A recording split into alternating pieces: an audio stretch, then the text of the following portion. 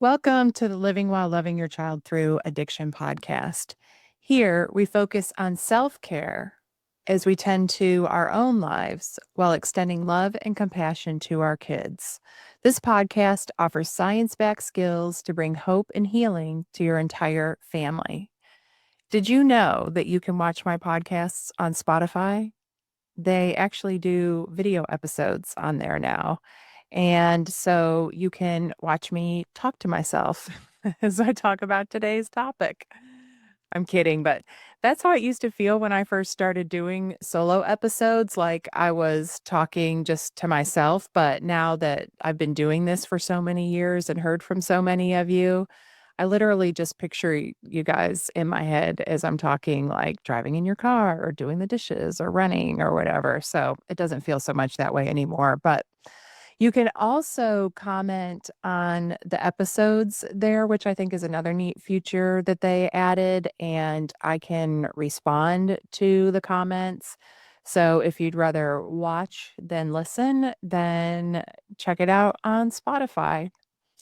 And I also want to say a big thank you to anyone who left a review on Apple Podcasts.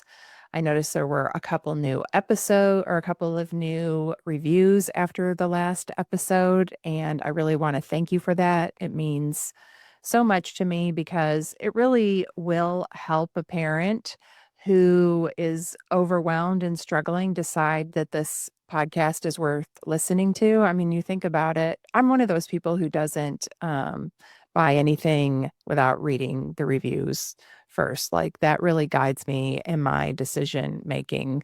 So you can just make that decision so much easier for a parent by leaving a review.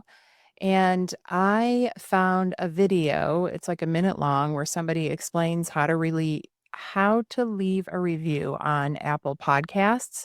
And so I'm putting that in the episode show notes, which is just where the description of the episode is.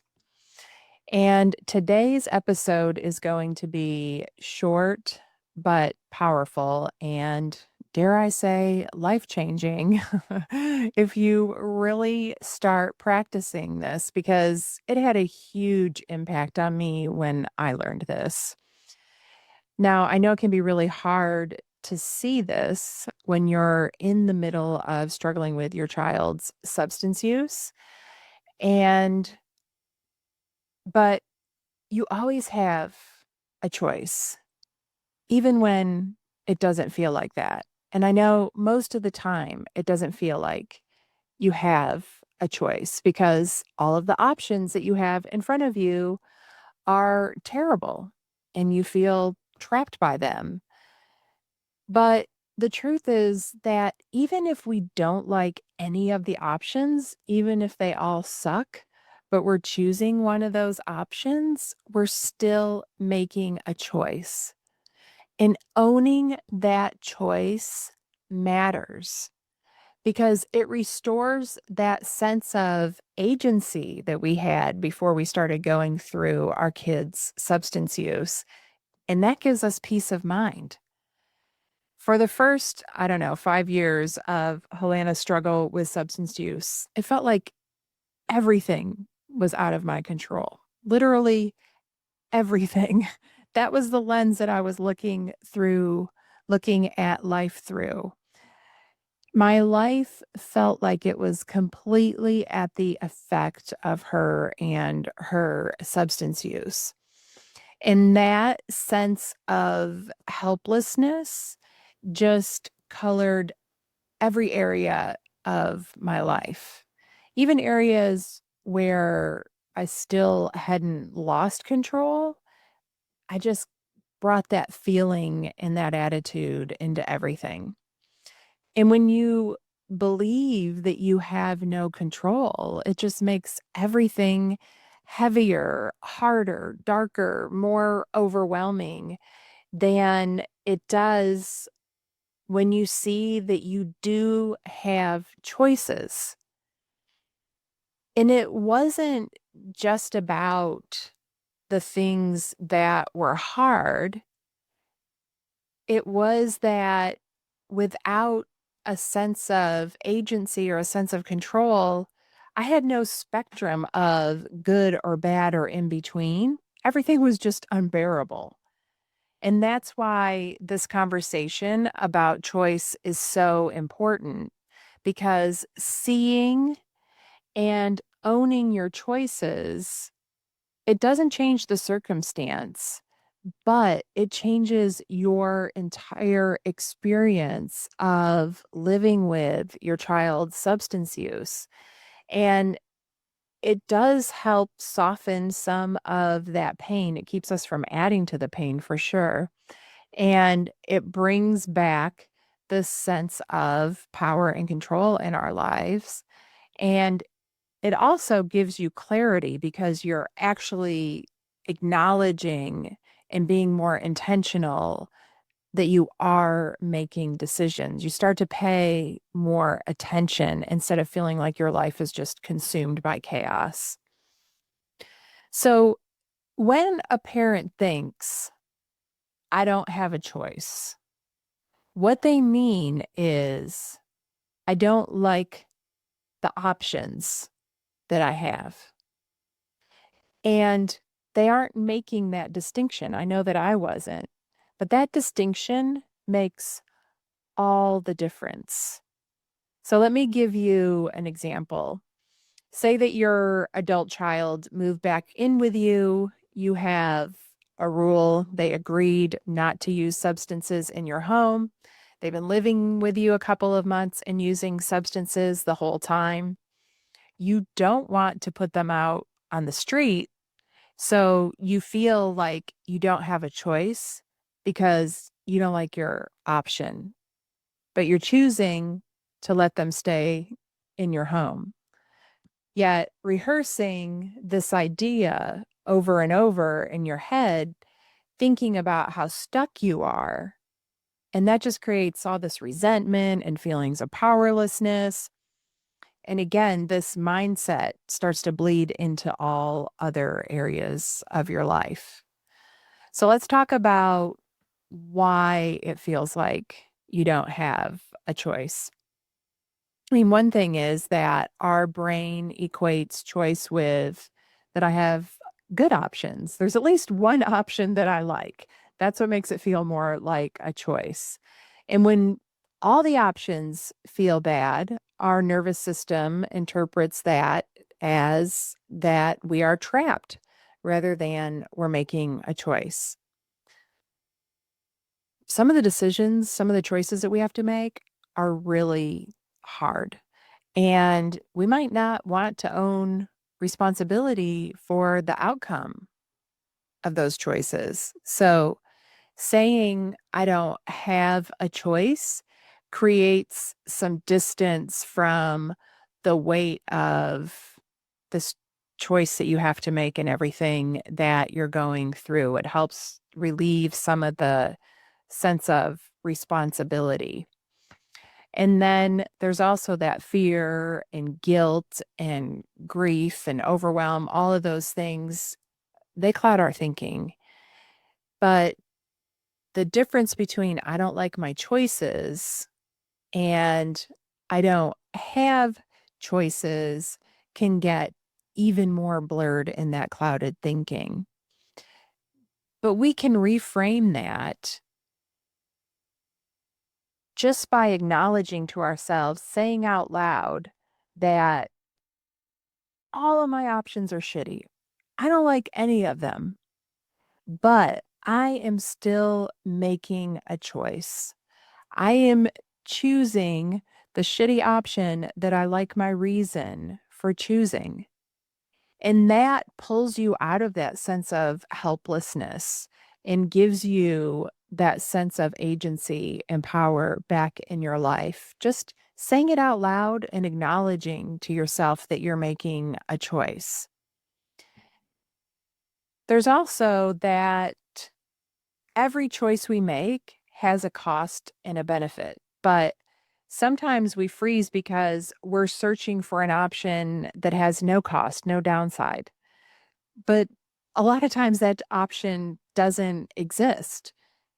So think of that. Every option every choice that we make, there's a cost and a benefit, whether we can see it or not. Think about, like, are you going to eat that delicious looking piece of cake? If you don't, there's going to be the cost of the experience of tasting the cake, but you get the benefit of eating less calories. If you say yes, there's going to be the cost of the calories and maybe even some yucky sugar feelings afterwards. But if it tastes good, you might get the benefit of how good it tastes to eat the cake.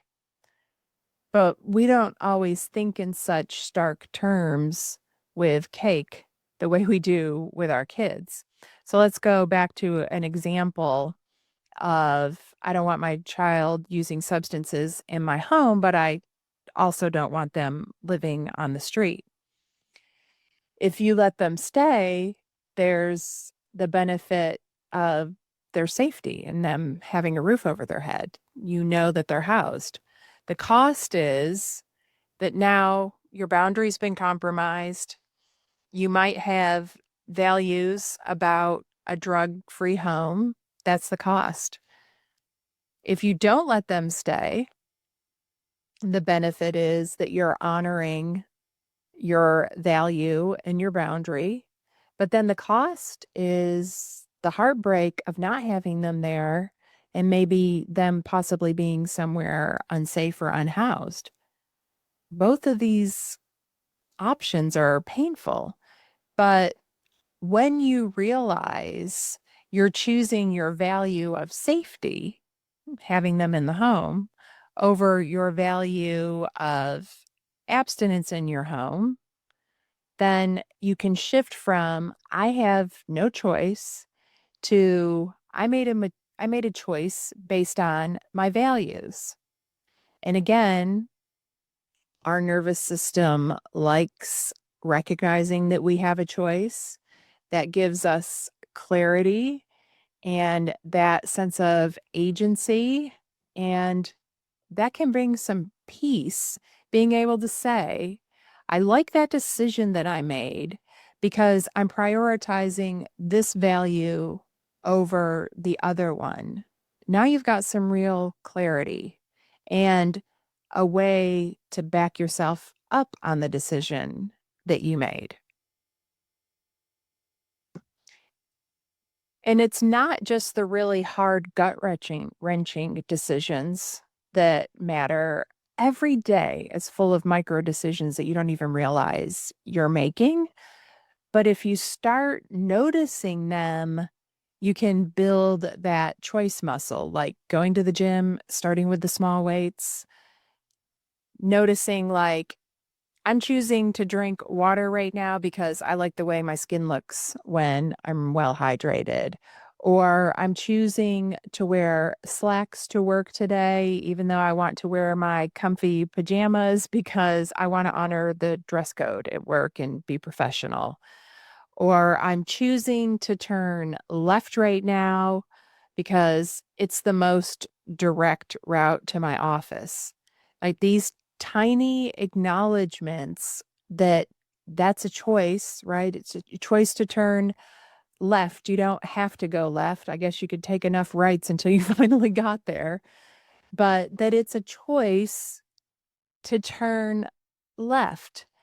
Acknowledging these things really adds up. Now you're being reminded constantly, I'm a person who makes choices.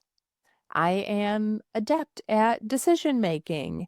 And the more you practice noticing those small decisions, the easier it is for you to see your agency in those bigger choices that you make. And here's another idea that I love. It's called choice stacking. It's like habit stacking, but with choices.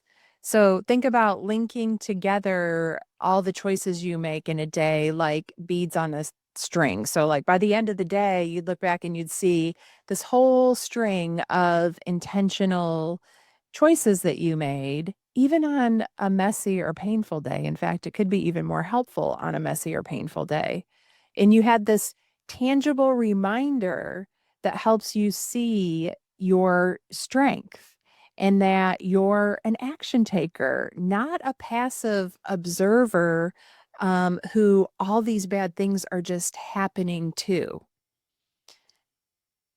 Another thing that makes this hard is because we are desperate for certainty.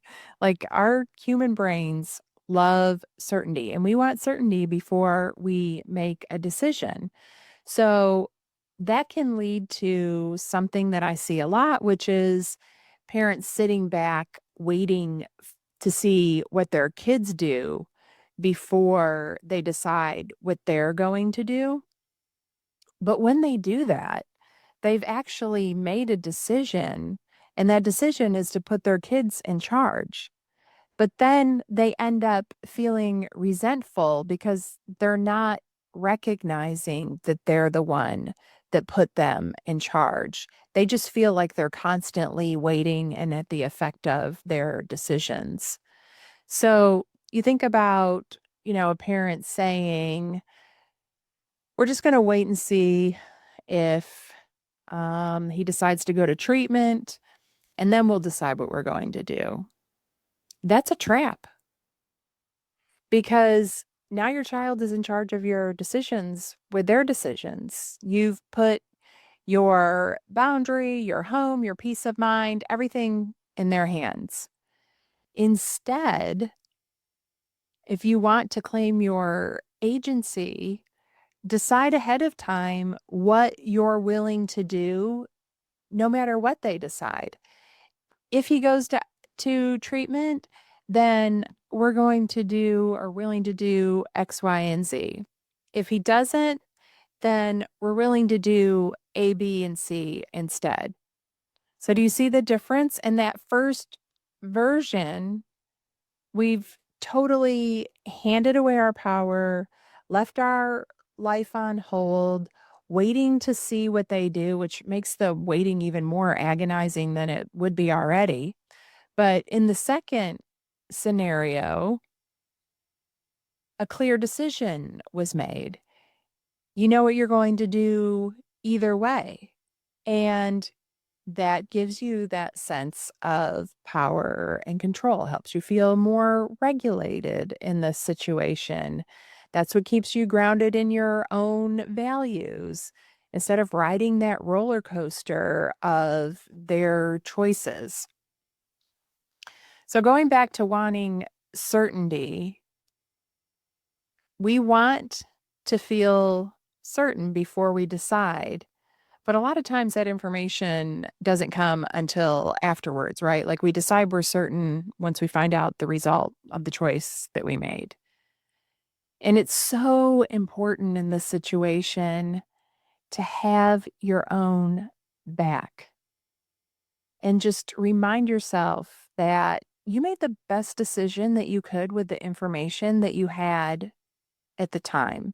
And this piece is huge because otherwise you're undermining your own decision making confidence and you end up second guessing yourself.